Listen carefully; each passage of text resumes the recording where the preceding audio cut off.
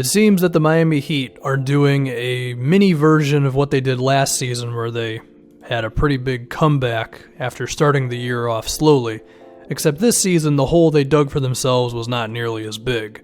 At one point this year, they were 11-13, and then from December 9th, they have been actually one of the best teams in the NBA. They are 15-6, and it has been mainly due to their defense, as their defense has been 6th best in the league. Offensively, it's been about mid-tier at 14th. You put those two together, and yeah, it makes sense. So what is it that has allowed Miami to be so good on defense? Well, for one, they're 10th in the league overall defensively, so it's not like they were that bad even before this stretch.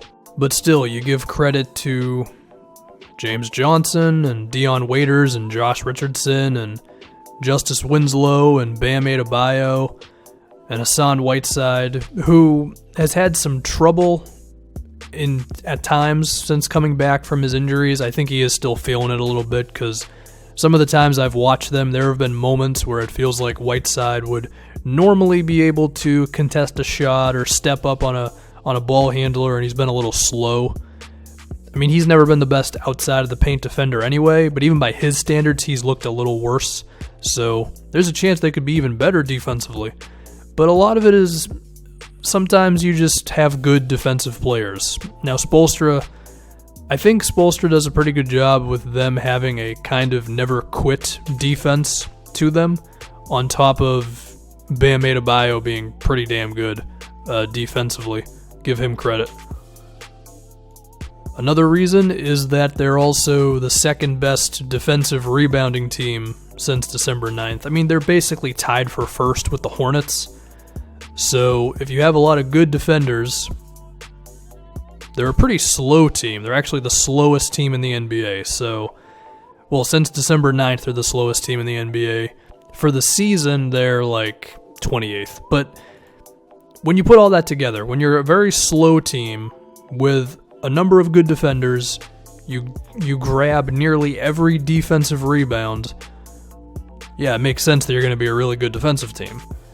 Now, is there fear that they could fall off defensively? Honestly, not really. Like, they were 5th last season in defense, and the personnel is, give or take, basically the same. So I see no reason at all that they're not going to be able to maintain just being a really good defensive team. The question is, where's their offense going to go?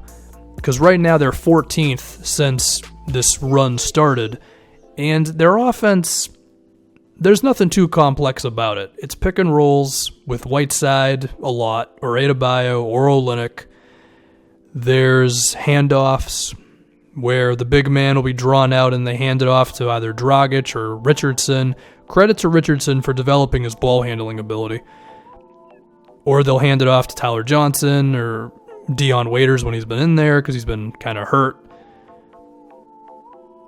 Or it'll be like Wayne Ellington floppy sets, or it'll just be James Johnson doing something, because whenever James Johnson is in the game, he always gets creative, whether it's like handoffs to someone in the corner and then he'll immediately set a screen for them.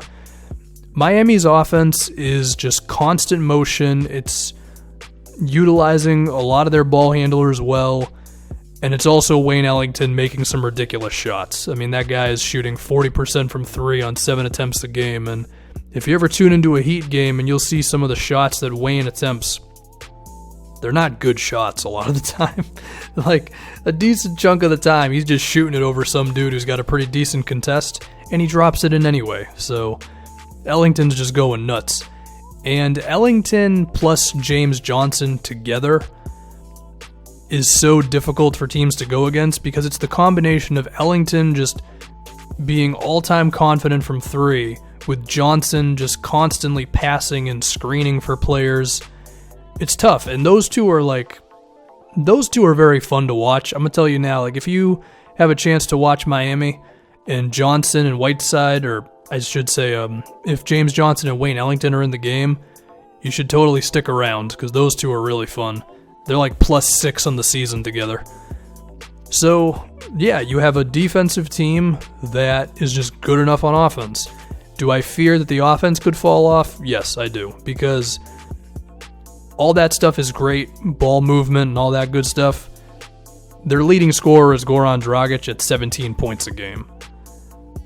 It's very difficult to win consistently if you do not have a big-time scorer, especially in, late game situations. I remember a game earlier this season, they were playing the Celtics, and Miami was outplaying Boston for most of the game, and then Kyrie Irving just went nuts in the fourth quarter, and that was it. That's the type of thing that's going to happen to you if you don't have a big-time scorer. Respect to Dragic, but he's just not good enough to match Kyrie Irving like that. He could do it sometimes, but night to night, game to game, he can't do that. So then you're relying on Dion Waiters having a big night, or Wayne Ellington going like 6 for 9 from 3. And that stuff can happen, sure, but you can't go to that well all the time, because you're definitely going to have some losing moments waiting for those things to happen. And I also think going up against a team that has a more switch-heavy defense, that could also be a trouble for them as well, because Miami relies on a lot of screens. I mean, pick and rolls, off-ball screens. And if you're facing a defense like, let's say, the Celtics, because they have a lot of guys who can switch, you could have some problems. I think Toronto has also done a pretty decent job of building up a team with a lot of taller players. With DeRozan, and Lowry's very good on defense, and Anunoby, of course, and Siakam and Serge Ibaka, so could have some trouble against Toronto as well. Cleveland, for all their problems on defense, do have a few guys who can switch. These are just things looking on to the postseason for Miami, but I think there are reason to believe that Miami could give some of those teams a lot of trouble as well. I mean, for one, if Whiteside is in the game against the Celtics, that kind of forces them to put Aaron Baines in the game, potentially. Because if Whiteside's just going to constantly grab offensive rebounds against Al Horford, then you might have to put the more physical big in there next to Horford. Now, of course, there's the counter to that, which is, Horford can draw Whiteside out of the paint, and I'm always fascinated by Al Horford versus really good rebounders and who ends up winning the matchup, so it'll be interesting, but there's definitely a chance that Whiteside just grabbing so many rebounds will win that battle. And then if you force the Celtics to put Baines in the game, I mean, they're still pretty good with him in there, but they're definitely not as good. It hurts the spacing a little bit, it forces them to just be a little more grounded. They can't get as wild with spreading the floor and all that. And, that's a good thing if you're Miami. And the reason I said the Celtics is because Miami's currently the 4th seed, so if they won in round 1 against the Wizards, they would play the Celtics in round 2. We assume the Celtics would beat the Sixers. Playing Philadelphia scares me a little bit as a Celtics fan, but I think Boston would be fine. But we should probably talk about Miami versus the Wizards, because there's a very decent chance that they're going to end up facing them in round 1. We assume Cleveland is not going to just be a train wreck all season. I mean, the Cavaliers kind of do this every year, where they have a moment where they just kind of don't play well, and then they figure it out in the end. So, Miami versus Washington, how would that go? I mean, the big thing would be the defense of the 2 point guards, right? Or how would you defend the 2 point guards, I should say. If you're Miami, there are times when you could put Dion Waiters on John Wall, Justice Winslow on John Wall, Richardson on Wall, hell, maybe even James Johnson on John Wall, and you go under all the screens and you just be physical with him, and then you dare him to shoot jumpers. In the case of Goran Dragic, I think Oubre could handle him pretty well. I think John Wall could handle him fine. It's just, do you want Wall defending him? Because one of the reasons why the Wizards lost to the Celtics last season is because they asked John Wall to do too much. He had to defend Isaiah, and he had to do everything on offense. That's too much, So Wall should definitely defend Dragic, but he shouldn't do it all the time. What would be interesting against Washington also for Miami is how you would use Kelly Olynyk, because we all know what happened with Olynyk against the Wizards in the semifinals. It's still Scott Brooks, and Scott Brooks still doesn't realize that having a center like Mahimi or Gortat against a center like Olynyk is not good if you're not going to make them pay for it on the other end. If you're going to out-physical him and you're going to grab a bunch of offensive rebounds and you're going to potentially post up on him or attack him in the pick and roll, then okay. But if Kelly Olynyk is just constantly dropping three-pointers because your physical center doesn't want to step out to the three-point line, then you have to make an adjustment. And, I mean, Brad Stevens just killed Scott Brooks with Olynyk. And I think Spoelstra is very much smart enough to do the same thing against Brooks in a potential series. So we would just have to see what would happen there. I think Miami and Washington would definitely be a good series. I think there's potential for some sparks to fly in that one as well, because Washington is always a team with an attitude, and then you look at Miami with Dion Waiters and James Johnson and Whiteside.